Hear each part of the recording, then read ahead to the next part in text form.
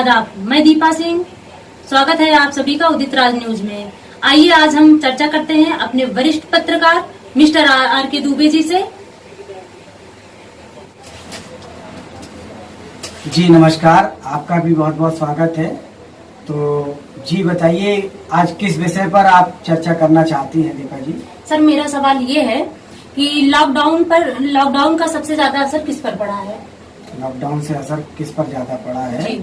तो लॉकडाउन का असर तो सारी दुनिया पर पड़ा है, लेकिन जो सबसे ज्यादा असर पड़ा है वो एक मध्यम वर्गीय परिवार पर पड़ा है।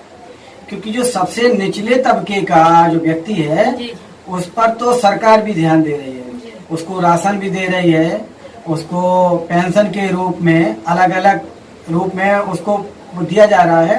और जो हमारा एक हाई क्लास वर्ग है वो भी समय समय पर अपनी तरफ से बिल्कुल मदद कर रहा है। तो सर उसमें आप देख रहे हैं कि उनकी इस तरीके से मदद हो रही है कि जो उनके पड़ोसी हैं, नियरेस्ट हैं, तो वो जाकर के निचले स्तर पे उनको सेवाएं दे रहे हैं, बराबर कर रहे हैं। लेकिन जो मध्यम वर्गीय परिवार है, जो 10,000 से लेकर के 1 लाख तक की पूंजी में अपने जो व्यापार कर रहा था, उसके व्यापार पे बहुत बड़ा फर्क पड़ा है। क्योंकि एक तो उसको सरकार से सपोर्ट नहीं मिल रहा, दूसरा जो हाई क्लास वर्ग है वो उसको सपोर्ट नहीं कर रहा, और तीसरा ये है कि वो व्यक्ति के पास जो जमा पूंजी थी वो उसको खा लेगा।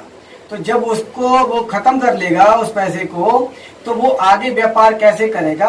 तो इस सबसे ज्यादा मार जो है मध्यम वर्गीय परिवार पर पड़ा है। और क्या है कि जबकि यही लोग सरकार को सबसे ज्यादा टैक्स देते हैं, लेकिन उसके बाद भी इसकी हमेशा, और ऐसा नहीं है, ये वर्ग हमेशा ही सरकार की अपेक्षा के जो है उपेक्षाओं का शिकार हुआ है। तो ये चीज है देखने वाली कि सबसे ज्यादा इस पर जो असर पड़ा है, कि इसके लिए क्या किया जा सकता है, ये सरकार के लिए सोचने का बहुत ज्यादा विषय है। जी सर, अब मेरा दूसरा सवाल ये है, इसके आगामी परिणाम क्या होंगे? देखिए, इसके आगामी परिणाम जो हैं, जो हमें दिख रहे हैं इस समय, तो वो बहुत भयावह है। स्थिति वो नहीं रहेगी जो इस समय वर्तमान में है। क्योंकि उस समय की जो स्थिति जो हम लोग जी रहे थे, जो जिंदगी हम लोगों ने जी है, उस जिंदगी को जी पाना अब संभव नहीं है। क्योंकि जो जिंदगी हम जी रहे थे उसमें ऐसी स्थिति का आकलन भी नहीं किया था, कभी जीवन में नहीं सोचा था कि हमारे सामने एक ऐसी स्थिति उत्पन्न हो जाएगी। तो उसका एक कारण क्या है कि अब जो मध्यम वर्गीय परिवार है और भी जो निचले स्तर के लोग हैं जिनका रोजगार समाप्त हो गया, या एक छोटे जो प्राइवेट कर्मचारी थे, सरकारी कर्मचारी क्या है, उसको तो समय से वेतन मिलना है तो वो अपना चल जाएगा। लेकिन जो प्राइवेट कर्मचारी हैं और जो जॉब कर रहे थे, अब जब उनका व्यवसाय पर प्रभाव पड़ेगा तो वो क्या करेंगे कि वो बेरोजगार हो जाएंगे। ऐसे लोग जब बेरोजगार हो जाएंगे तो ये लोग क्या है कि क्राइम की ओर अग्रसर होंगे, और जब ये क्राइम की ओर अग्रसर होंगे तो उस समय आप देखिएगा कि हमारे शासन के लिए और प्रशासन के लिए बहुत बड़ी चुनौती का सामना करना पड़ेगा। पुलिस प्रशासन के लिए तो खास तौर से इतना ज्यादा परेशानी आने वाली है, और वो आने वाली इसलिए है कि अभी उस पर जो है जो विचार करना चाहिए कि आगे की जो स्थिति होगी उस पर हमने क्या तैयारी की है। सोशल डिस्टेंसिंग बहुत अच्छी बात है, सोशल डिस्टेंसिंग से हमारे पास ये जो बीमारी नहीं आएगी, लेकिन सोशल डिस्टेंसिंग के साथ साथ जिस तरीके से सब कुछ बंद है तो उसकी जिंदगी जो ठहर गई है, तो वो जिंदगी चलेगी, पटरी पे आएगी, लेकिन पटरी पे आने के बाद की जो स्थितियां होंगी वो जो है बहुत खराब होंगी। उसके लिए सरकार को अभी से अपनी एक तैयारी करनी होगी, तो इस पर ध्यान देना होगा। जी सर, मेरा तीसरा सवाल ये है, क्या लॉकडाउन खुलने के बाद सब कुछ नॉर्मल हो जाएगा? हम पहले की तरह जिंदगी जीना शुरू कर देंगे? देखिए दीपा जी, ये जो है ये बहुत कठिन सवाल है। ये सवाल क्या है कि ये हर व्यक्ति से जुड़ा हुआ सवाल है। आपने बहुत अच्छा सवाल पूछा। और ये सब लोग जो आज घरों में कैद हैं, बंद हैं, और उनका मानना ये है कि वो ये सोच रहे हैं कि ये जो समस्या आई है वो समस्या कुछ चंद दिनों की है, और ये समस्या के जाते ही हम सब कुछ जो है नॉर्मल जिंदगी जीने लगेंगे। तो ऐसा उनका सोचना और हमारा सोचना गलत है, क्योंकि ऐसा अब नहीं हो पाएगा।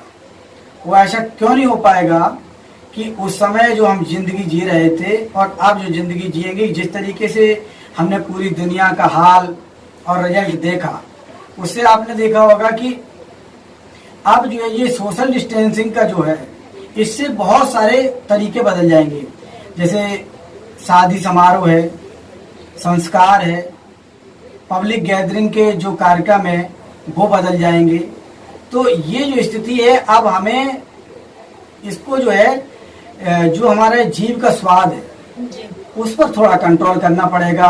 कि पिज्जा है, बर्गर है, टिक्की है, चाउमीन है, इडली है, डोसा है, ऐसे बहुत सारे जो व्यंजन है जिसके बगैर हम जी सकते हैं, ये हमें सीखा है। जी लेकिन जब ये सब कुछ था तो उस तरीके से अब वो नॉर्मल नहीं हो पाएगा, क्योंकि अब आप जो है सरकार एक एक व्यक्ति के पास जाकर के साल के 365 दिन जी तो चौकीदारी नहीं कर सकती, बिल्कुल और ना ही इस लॉकडाउन को निरंतर चलाया जा सकता। सरकार को वो भी खोलना पड़ेगा। जी जी तो ऐसी स्थिति में सरकार ने जो गाइडेंस जो दी है उसके अकॉर्डिंग और डॉक्टर की जो सलाह है उसके अनुरूप अब हमें अपने आप में हम सबको कुछ दूरियां एक दूसरे से बना करके, इस तरीके के जो पार्टी फंक्शन थे वो उनको छोड़ करके एक नए तरीके से जीना पड़ेगा। और जो जीवन हम लोगों ने जिया है वो जीवन आप केवल इतिहास बन जाएगा, और अगर जिएंगे तो उसके लिए हमें कम से कम 1 से 2 सदी तो लग ही जाएगी इस समय जो पोजीशन है। जी तो सर अगला सवाल मेरा ये है जी कि सरकार से हटकर लोगों को क्या करना होगा, इस पर आपका क्या राय है? देखिए, सरकार से हटकर लोगों को, हम सबको, जी इसमें आप भी आते हैं, हम भी आते हैं, क्योंकि हम भी लोग भी एक समाज के हिस्सा हैं। तो अब हम लोगों को जो अपना व्यापार जो हम सब कर रहे थे, उस व्यापार को, जो भी व्यापार है उस व्यापार में अब बदलाव करना पड़ेगा, डिजिटल की ओर जाना पड़ेगा। जी ऐसे व्यापार को चुनना होगा जिसमें पब्लिक गैदरिंग ना हो। जी जी ऐसा हमें कम से कम साल से 2 साल तक तो करना ही होगा। और ऐसे बहुत सारे व्यापार हैं जहाँ पर लोग इकट्ठे होते हैं, तो वो उस तरीके का व्यापार हो पाना संभव नहीं है।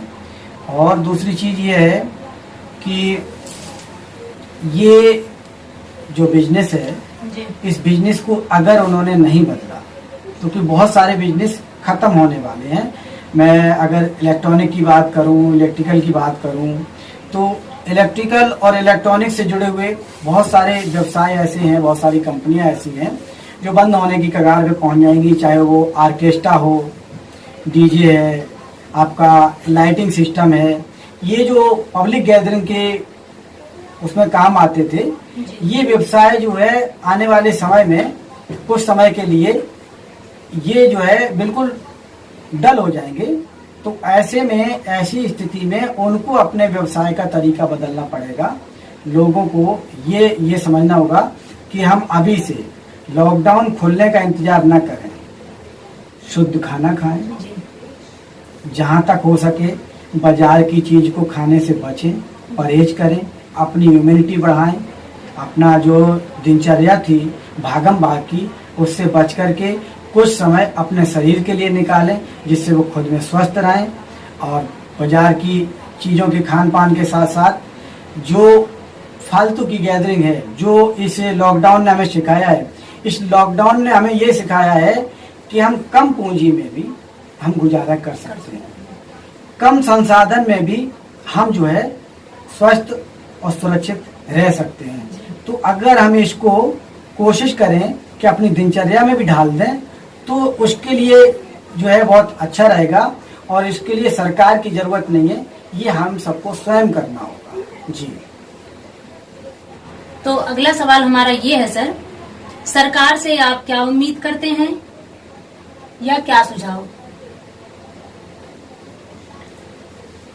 सरकार से हम अपेक्षा करते हैं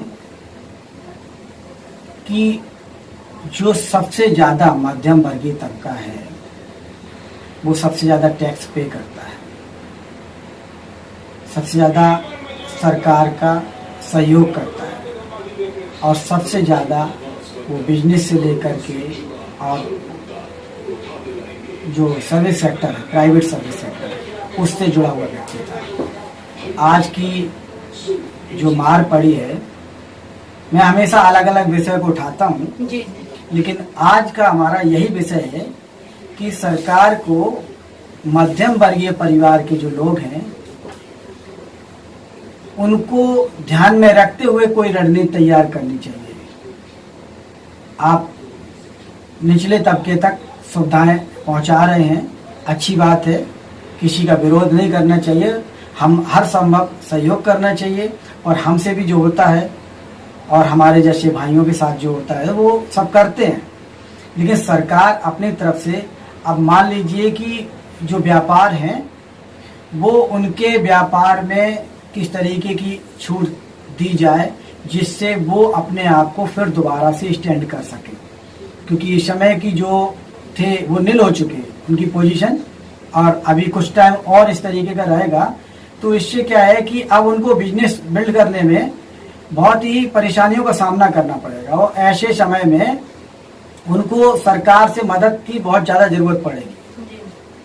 कई सारी चीज़ें, योजनाएं जो बन रही हैं, एक यहाँ तक कि बड़े कॉरपोरेट के जगत के लोग हैं उनको टैक्स में रिबेट दिया गया, लेकिन यहाँ पर क्या है कि आप जो है टैक्स के साथ साथ उनको फाइनेंशियल सपोर्ट करना पड़ेगा। आम आदमी को अगर फाइनेंशियल सपोर्ट नहीं किया गया तो वो तबका फिर अपना व्यापार को उस तरीके से खड़ा नहीं कर पाएगा और जिससे सरकार को रेवेन्यू में बहुत ज्यादा नुकसान होगा। जी, तो ये थे हमारे साथ मिस्टर आर.के. दुबे जी, जिनके साथ हम आज चर्चा कर रहे थे। फिर मिलते हैं एक नई अपडेट के साथ। तब तक मैं दीपा सिंह विदा लेती हूँ।